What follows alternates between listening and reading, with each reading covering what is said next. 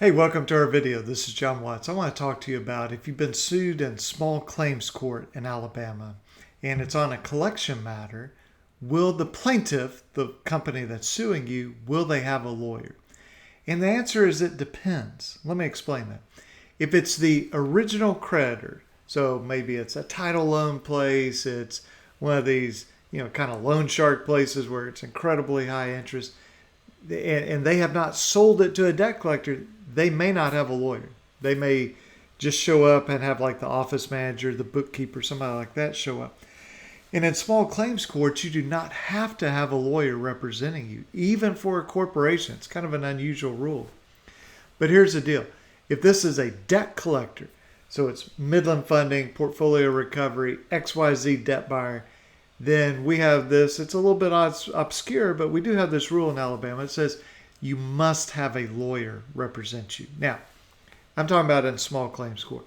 If we're in district court, which is the same judge as small claims, you have to have a lawyer. Okay? If it's a corporation suing you, they must have a lawyer. And certainly in circuit court, which is the highest court, they have to have a lawyer.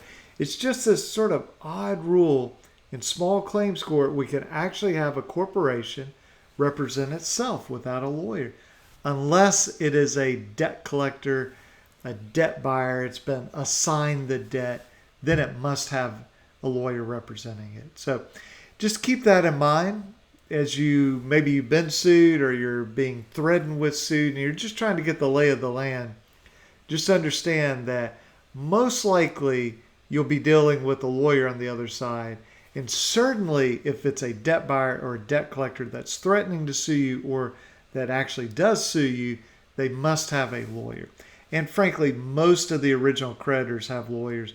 The only time we see these companies not have lawyers is when it's these companies that have the super high interest rate. So I'm not talking about Capital One or Bank of America or Synchrony Bank. Those guys always have lawyers, but it's more of the kind of, you get the 50% or 100% interest rate.